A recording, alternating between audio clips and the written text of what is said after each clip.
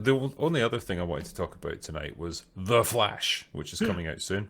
And the critics have delivered their views on it, and we all respect professional movie critics here, don't we, gentlemen? Yes.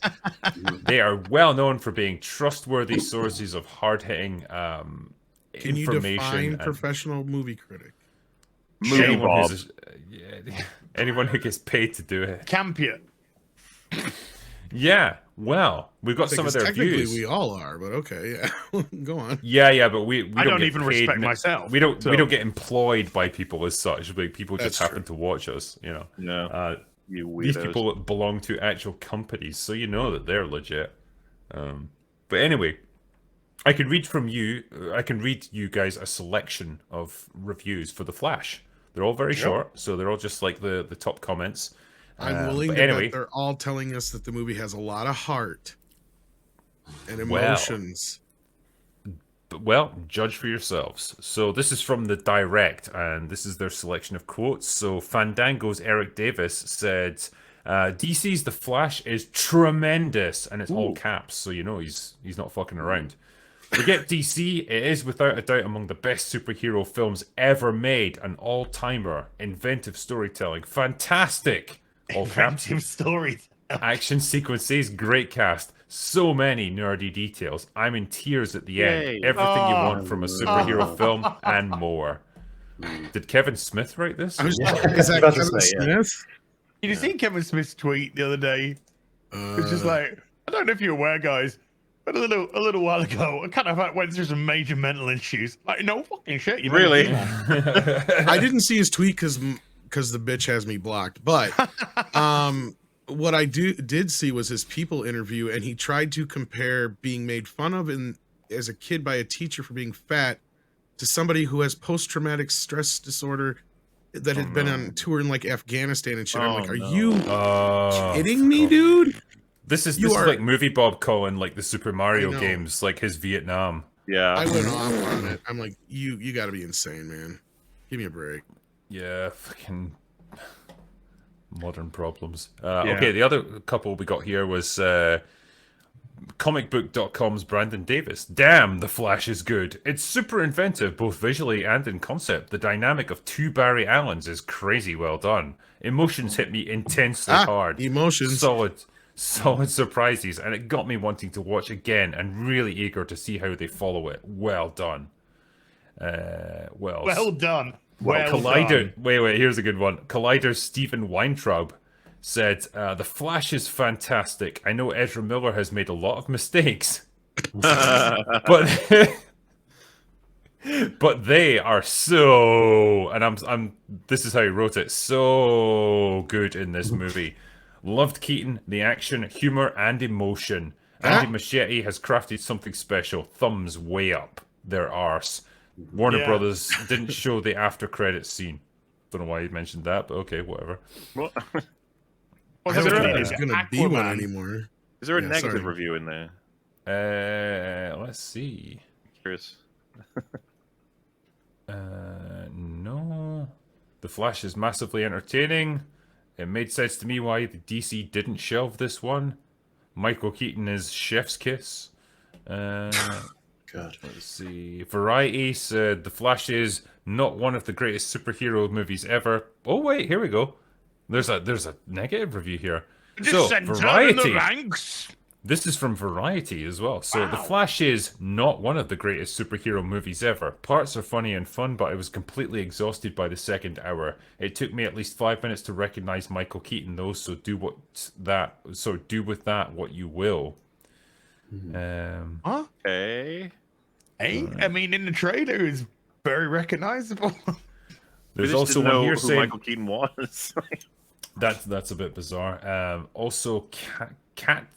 How do you even fucking say your stupid name? Cat K. Steven said, The Flash is an ambitious movie with very little to actually say. Packed with cliches and far longer than it needs to be. It shares themes with some similar titles, but it doesn't execute nearly as well.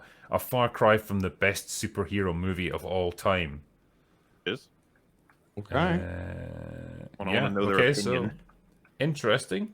Yeah, bit of a mix here. So yeah, they've kind of selected like a cherry-picked selection of super positive shill reviews. Sorry, totally legit, fair reviews.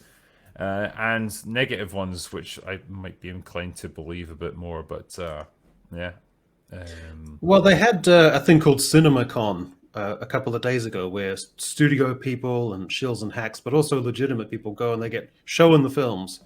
And the feedback that came out of there seemed largely to be surprisingly positive. Well, that's what even he's rating given, here, I believe. Yeah. Even given all the flakiness, it seemed to be that was the tone. And James Gunn, he came out and he was extremely positive towards about it. So there's two narratives.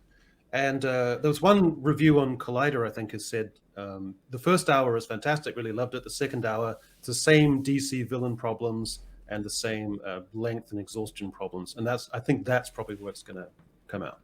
Well, I mean, to be fair, I wouldn't have expected James Gunn to come out and say, this movie fucking sucks, man. Don't bother seeing it.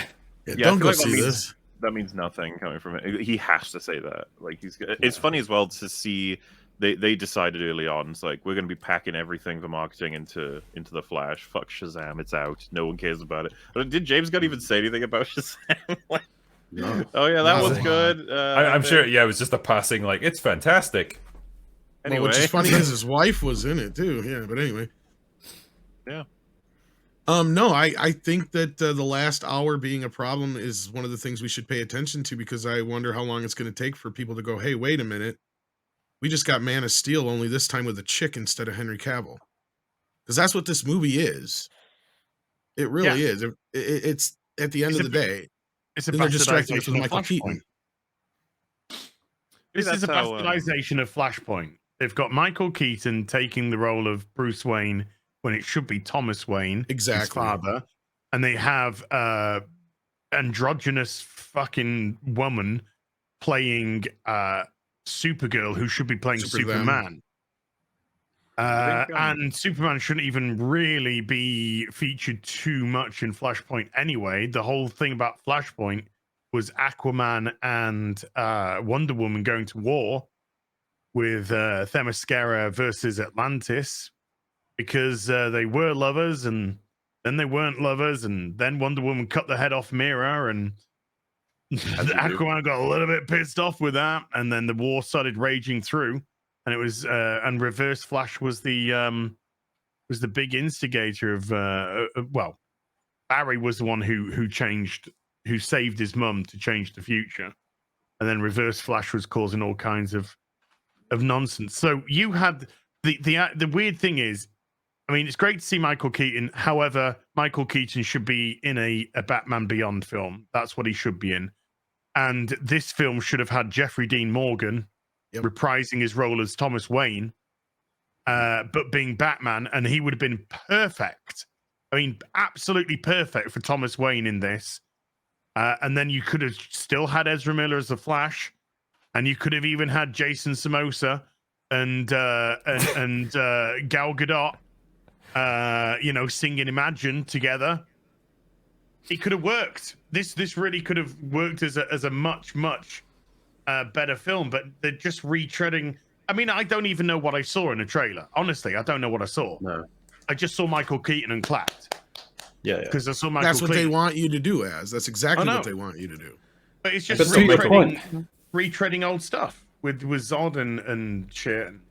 Yeah. To your point, you've got two co-leads who are perfectly androgynous, almost gender interchangeable. I've never seen that before. It's extraordinary. Three if you count Ezra twice. Yeah, exactly. True, yeah. And you got Michael Keaton, who comes out and says, let's get nuts. Like, that was just a zany, exasperated line, and they're delivering it like it's full of portent and significance. You know, I don't want, like, it's like having Gary Coleman in moody lighting saying, what are you talking about with this? Like, it's not the tone for it, you know? It would be like bringing back Tony Montana for another movie and just having him go, say hello to my little friend. Yeah, we know that. You know, it's just like sounding really bored. It's like you've missed the tone and the cadence and the meaning of that delivery the first time around. It's like you can't just say a thing that people remember with no context to it and expect people to care. Comparison, actually, Drinker, I think a better comparison would be Star Trek Into Darkness with Khan. Like, what does it mean to them? It means nothing to them. It means something to him. It means something to us as the audience. it just reminds me of the whole con business in Darkness. It's pointless. Yeah, when he And says, "I am Khan Noonien Singh," it should have it's gone, like, who? and Yeah. but it's just stupid, and we're being distracted by all this Batman business. And at the end of the day, Az is right. I'm not even that big of a fan of the Flashpoint story because the logic of it is kind of redonkulous. But the coolest part of the story is the Thomas Wayne and Martha Wayne twist. That is the best part. And you're taking that away. And you're right, Az. Guess what our Batman Begins was? Batgirl. Thankfully, Zaslav killed that because he could. Because that was what that was our de facto Batman Beyond we were getting. I just feel that having in this universe and then having the 1989 Tim Burton aesthetic into it feels gross. Just aesthetically, as a mashing of two things together. Feels bizarre and gross to watch. Zack Snyder, Tim Burton, very different. Yeah, I think with this movie as well, there wasn't even a hint of the Tim Burton styling of it. Like what you got was plasticky. Yeah, like what you got was a lot of those combat scenes with the well, you got a Keaton 70-year-old like, Batman doing things he couldn't do in the 80s.